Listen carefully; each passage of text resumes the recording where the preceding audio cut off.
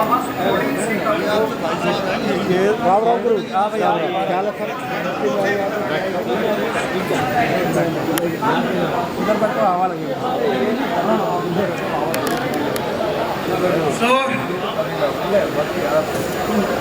साथियों, सबसे पहले तो आप सबका यहाँ पे बहुत बहुत स्वागत है। हमने कल आपको मैसेज दिया और आज यहाँ बैठे हुए हैं। ये जरूरी था, किसी लोगों को कुछ चीज बताने के लिए कई बार हमारी प्रेजेंस जरूरी होती है। उससे बाद इसको शुरुआत करते हुए, ज्यादा इसमें फॉर्मेलिटी में ना जाते हुए, मैं सबसे पहले श्री अरविंद यादव जी, आइए सर, सब इनका अरविंद यादव जी का हम स्वागत करते हैं। ये कहीं तो वहाँ पे ऑलरेडी प्रेसिडेंट थे, अभी आपके साथी हैं, इनका बहुत बहुत स्वागत है। उसके बाद ये 2 मिनट के लिए बात करेंगे, लेकिन उससे पहले पिछले साल जब इलेक्शंस हुए थे बहुत सी कहानियां थी उसके अंदर, वो उसमें मैं दोबारा नहीं जाऊंगा, लेकिन सदर्न रीजन के अंदर एम्प्लॉयज यूनियन को अगर किसी ने टक्कर दी थी तो वो थे मिस्टर वेंकटरमना, एस वेंकटरमना। ये आज आपके असिस्टेंट जनरल सेक्रेटरी हैं। आज आपके ये असिस्टेंट जनरल सेक्रेटरी हैं। ये दो इन बड़े लीडर्स का मैंने स्वागत किया यहाँ पे। अभी मैं अरविंद यादव जी से बोलूंगा, वो 2 मिनट आपके सामने बात करेंगे, फिर वेंकटरमना जी बात करेंगे, फिर हम आपसे आगे बातें आ जाएंगी। तो मेरा निवेदन है अरविंद यादव जी से बात करिए। धन्यवाद सर। स्टेज पे पधारे हुए सभी यूनियन के सीसी लीडर, हमारे भाइयों और बहनें, देखिए मैं कोई एयू में ज्वाइन नहीं हुआ, लेकिन मैंने घर वापसी जरूर की है। और वो घर वापसी दोस्तों वहां की पोजीशन देख के की है। मैंने जो पोजीशन देखी 2 मिनट के अंदर रिजाइन किया। पोजीशन ये थी कि हमारे जीएस साहब ने जिनको ठोकर मार के निकाला वही आज सीएस लीडर बने हुए कामगार, उनमें कोई भी पुराना नहीं है। अगर आप जो 10 साल 15 साल 5 साल ऐसा कुछ भी नहीं, 2018 में जो निकाले गए हैं उन्हीं ने चंडाल चौकड़ी बना के उस यूनियन पे कब्जा किया है। हमारे वहां के जीएस साहब जो हैं उनकी महत्वाकांक्षा तो इतनी है जो धृतराष्ट्र की भी नहीं थी, यानी सिवाय चोरी के और कोई काम नहीं है। उन चोर लीडरों से अलग होके हमारे विचार नहीं मिले, इसलिए हमने उनको त्यागा और यहाँ आके ज्वाइन किया। इसके बाद हमारी उन लोगों से बात भी हुई बहुत बार। हमने सीधा एक ही जवाब था मेरा कि अगर ये चोर रहेगा तो मैं इस यूनियन के लिए कोई काम नहीं कर सकता। सीधी बात। अब हमारी श्रद्धा, अपना मन एयू के लिए है, तन मन धन से काम करूंगा और उसको सामने वाली यूनियन को मजबूर कर दूंगा कि किस तरीके से जीत सकती है। वो हार का ही मुंह देखना पड़ेगा, ख्वाब कितने भी ऊंचे हो। ये सब सामने देखने को मिलता है कि हाँ भाई मेरे साथ बहुत हैं, हम बहुत आगे चल रहे हैं, मैं झगड़ा भी कर दूंगा, हमने सब ऐसी बातें पता चली हैं, लेकिन उनमें कोई भी पोजीशन नहीं है। झगड़ा करने की तो दूर की बात नहीं, सामने टिकने की भी पोजीशन नहीं है। और दोस्तों उनको मैं दिखाऊंगा, अपने तन मन धन से दिखाऊंगा कि तुम क्या हो और हम सब लोग एयू परिवार क्या है।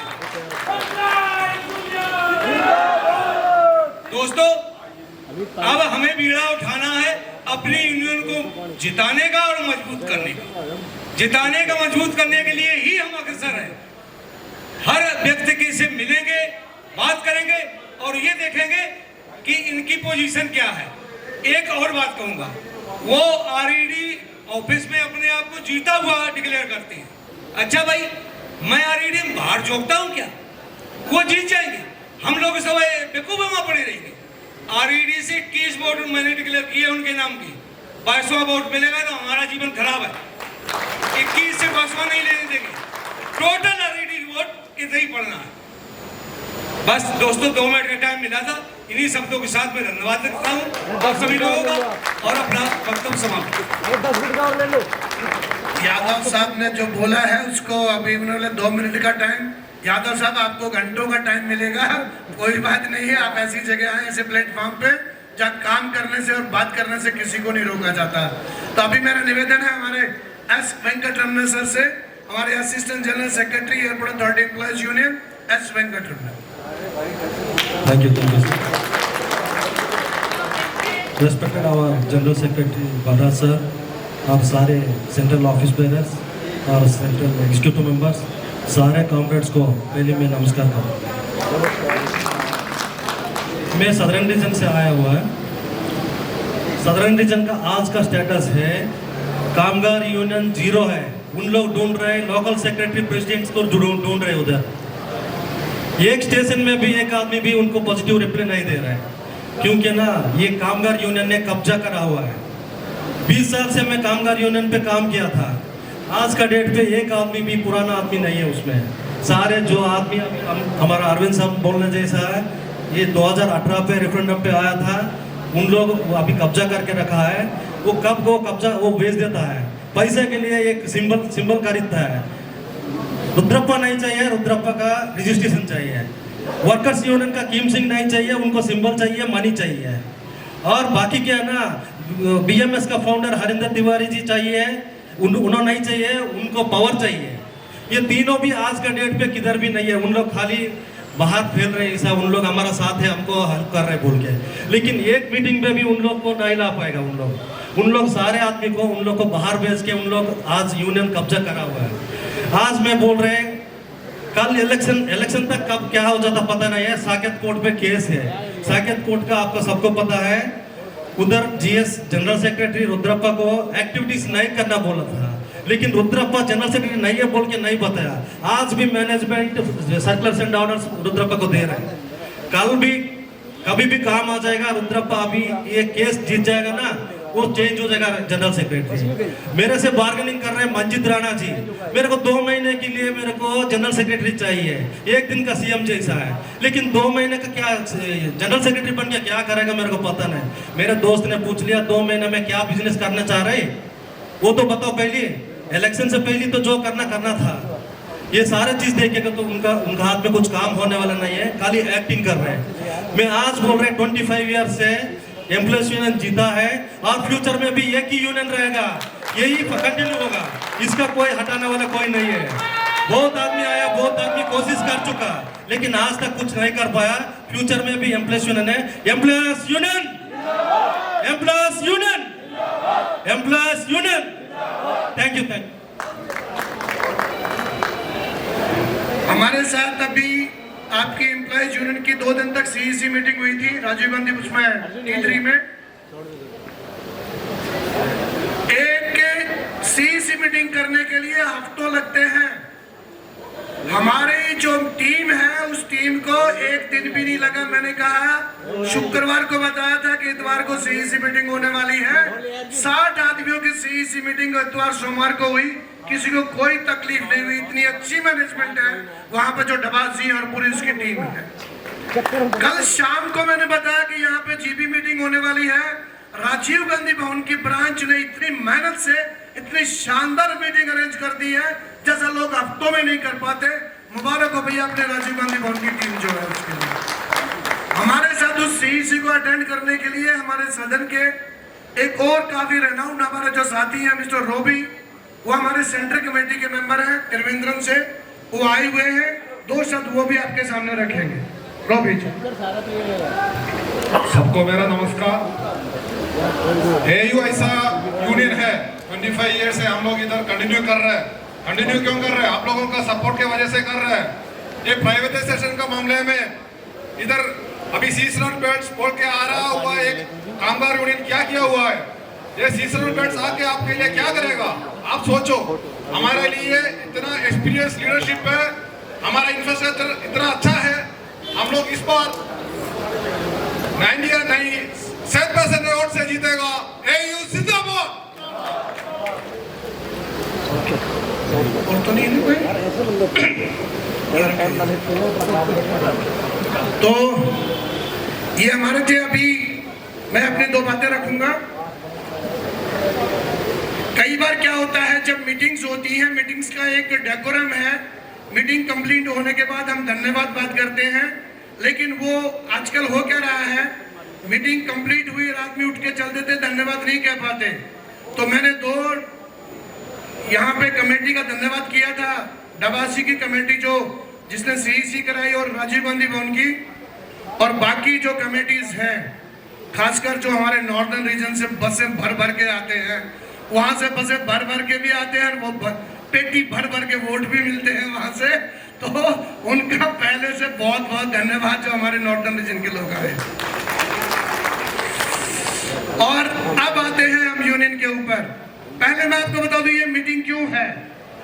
ये मीटिंग इसलिए है कि बार बार हमारी कोशिशों के बाद भी, और जैसा आज मेरे को लेटर देके मैनेजमेंट ने बताया है, उनकी कोशिशों के बाद भी डेट नहीं आ रही है।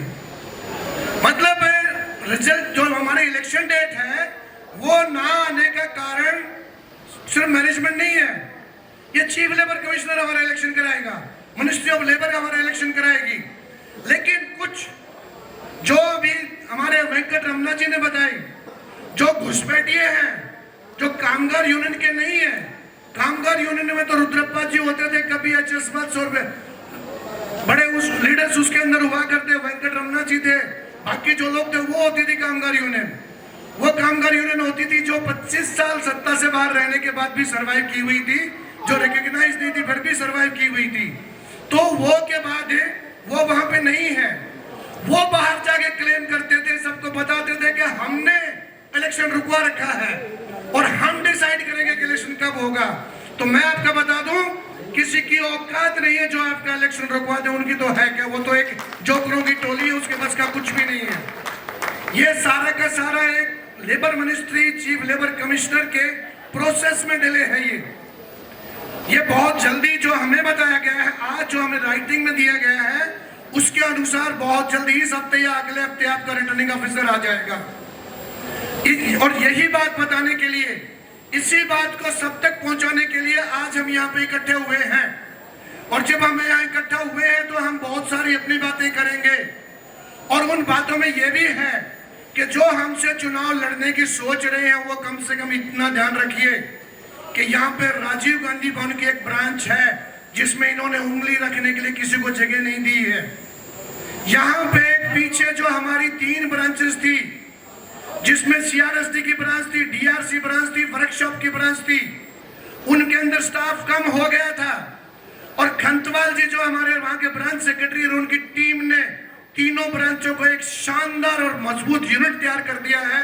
ये वो एम्प्लॉयज यूनियन है, ये वो एम्प्लॉयज यूनियन है जो सफदर सिंह की ब्रांच को शानदार ढंग से चला के आ रहे। सारे साथी आपके साथ बैठे हैं।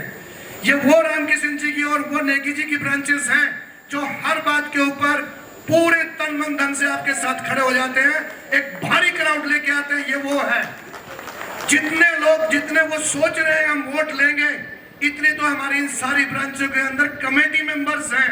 सोचिए 202 कमेटी मेंबर्स हमारे दिल्ली के अंदर हैं। और अगर ऑल ओवर इंडिया के अंदर बात करेंगे तो 50 बड़ी और 50 छोटी 100 एक्टिव ब्रांचेस काम कर रही है भाई साहब। 100 active branches all over India काम कर रही है। बड़ी ब्रांचों के अगर 25 कमेटी मेंबर लगाएंगे तो 1250 तो आपके बड़ी ब्रांचों के लीडर हैं और छोटी ब्रांचों के 400 लीडर है। 100 CEC मिला के 1650 तो भाई आपके लीडर्स हैं। कौन सोच सकता है इसके आसपास भी खड़ा होने की। और हमारे लीडर सक्षम लीडर हैं। अगर 2 वोट भी साथ लेके आए 16 थी 4800 और 5800 में से 4800 तो यही वोट हो गए और बाकी कुछ हमारे नाम से वोट आ जाएगा और हमारे नाम से भी आगे आएगा। तो बचेगा क्या? नहीं बचेगा। वो उन्होंने चोरी किया है कामगार यूनियन को। कामगार यूनियन नहीं है वहां पे। उन्होंने चोरी किया BMS को। BMS मतलब हरिंदर तिवारी जी। हरिंदर तिवारी जी नहीं है। हरिंदर तिवारी जी बहुत बड़ी फॉर्म में लड़के इलेक्शन 191 वोट लेके आए थे। तुम तो दोनों ही ओरिजिनल नहीं हो। तुम्हारा क्या हाल होगा तुम देखना जितना रिजल्ट आएगा। और उनको ये नहीं मालूम कि हम एम्प्लॉयज यूनियन हैं। हम वो एम्प्लॉयज यूनियन है जिसके पास इतनी ताकत और लीडरशिप है। वो एम्प्लॉयज यूनियन है जिसके पास इतने बड़े और ताकतवर सेंट्रल ऑफिस बेरर हैं। वो क्यों भूल जाते हैं कि जिसका लेवल नहीं है उन सब के लेवल के बराबर तो हमारे राकेश जी है जो हमारा असिस्टेंट जनरल सेक्रेटरी है। उनसे भारी भरकम तो हमारे रवि जी खड़े हुए हैं। अगर उनसे आगे पहुंचोगे तो हमारे नरेश लांबा जी खड़े हुए हैं जो रीजनल सेक्रेटरी है। हमारे CEC मेंबर जो हमारे नरेश यादव जी हैं, क्या इनके पास आसपास कोई खड़ा हो सकता है? हमारे जय भगवान जी जो CEC मेंबर हैं, अभी राजेश यादव जी जो CEC मेंबर बने हैं, क्या इनके आसपास भी उनकी औकात है खड़े होने की? मेरे पास एक पूरी लिस्ट है जिसमें हमारे दीपक जी हैं, हमारे ईश्वर पवार हैं, हमारी रेणुका पांडे जी हैं, इनके आसपास है वो लोग। मैं सिर्फ नाम इसलिए बता रहा हूं कि वो यूनियन लड़ना क्लेम कर रहे हैं।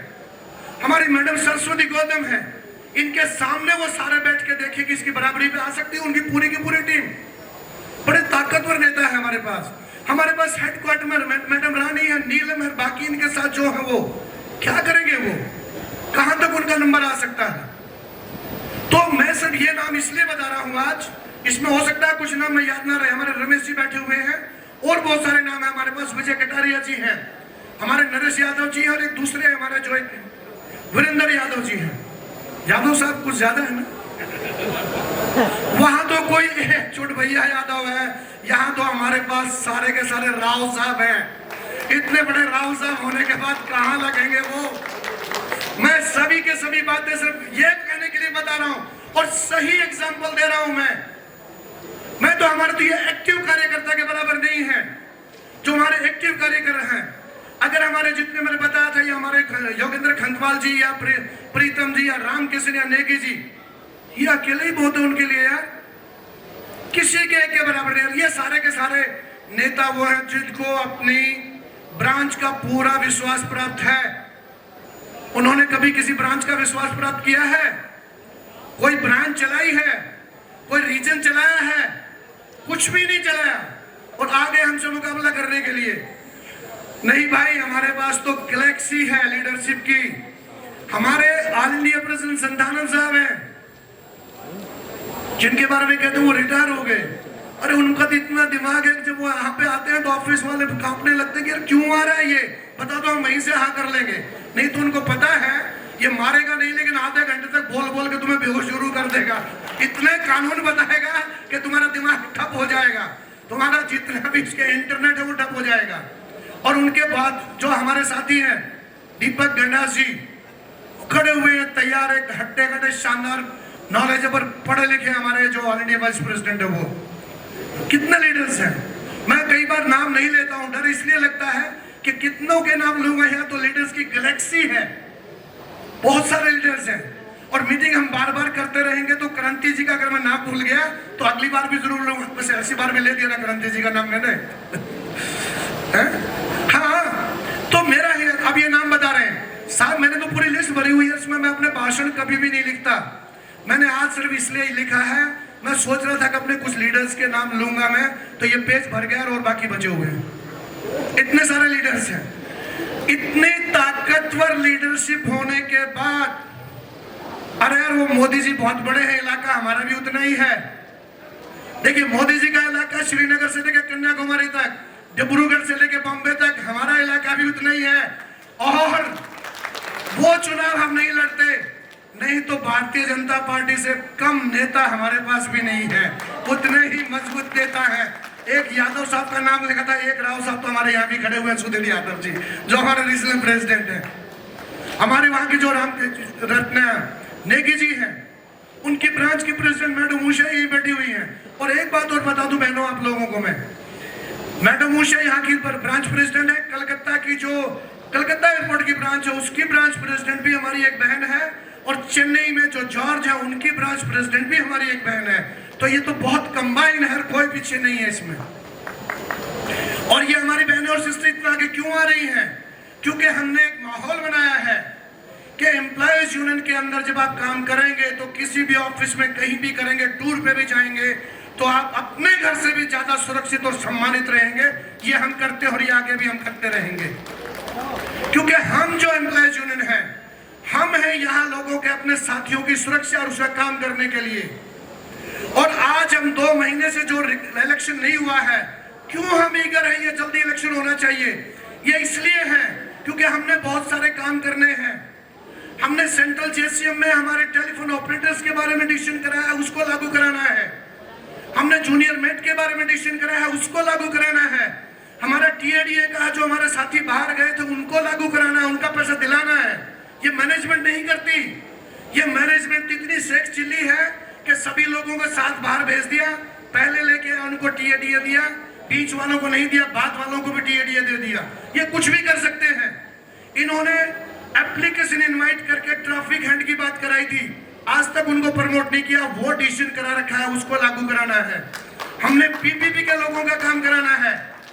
हमने जो अपनी जो पीआरपी है उसके लिए, अपनी पीआरपी के लिए संघर्ष करना है, उसको अपने लेना है। बिना संघर्ष किए नहीं लेते ये। हमने अपना शू रिएम्बर्समेंट लेना है। हमने जब हम ये सारा चुनाव प्रचार निपट लेंगे तो अगर बाहर घूमने गए तो हॉलिडे होम्स खुलवाने हैं, हमने इसलिए काम करना है। हमारे पीपीपी के साथी जो प्राइवेट एयरपोर्ट्स हो चुके हैं, उनके 3 साल पूरे होने वाले 3 एयरपोर्ट के, उनको उनके एम्प्लॉइज की सेफ्टी के लिए काम करना है। इसलिए जल्दी से इलेक्शन चाहिए, हमें ये सारे काम कराने हैं। हमने अपनी यूनिफॉर्म जल्दी लेनी है, इसलिए हमने इलेक्शन चाहिए। और जो मैं बात कर रहा हूं वो हम करा सकते हैं, हम सक्षम हैं। और हम सक्षम हैं इसलिए 2018 के बाद 3 साल के अंदर हमने 900 E2 जो लोग थे उनको रेगुलर एम बनवाया था, वो हमने कराया था। हम करा सकते हैं, हम प्रमोशन दिला सकते हैं और दिलाए।